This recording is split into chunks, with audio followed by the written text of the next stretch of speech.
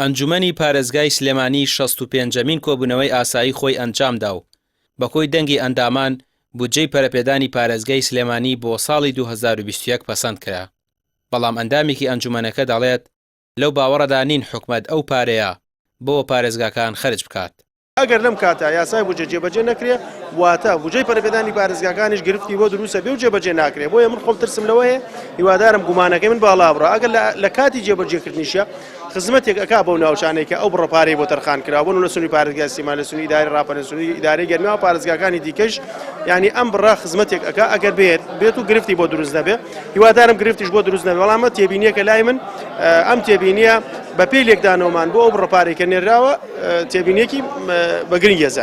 بەشێکی دیکەی کۆبوونەوەکەی ئەنجومەنی پارێزگای سلێمانی تایبەت بوو بە دەوامی فەرمانبەران و بەردەوامی لێبڕینی موچە.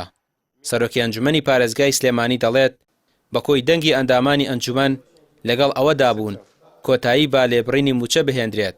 پێویستە هاوسەنگی شەبێت لە نێوان دەوامی فەرمانبەران و موچەدا، لەگەڵ ئەوەدا نین دەوام لەسەر فەرمانبەران زیاد بکرێت و لێبڕینی موچەش بەردەوام بێت.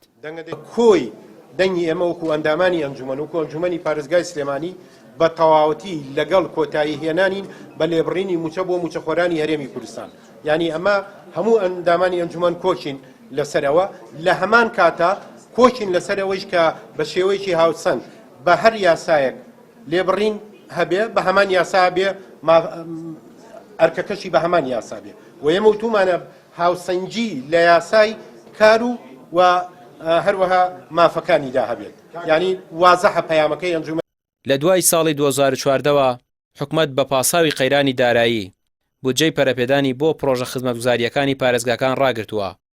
لە سنووری سلێمانی دەیان پرۆژەی تەواو نەکراوە و پێویست هەن، بەڵام بەهۆی کەم تەرخەمیەکانی حکومەتەوە کارکردن تیاندا ڕاگیراوە.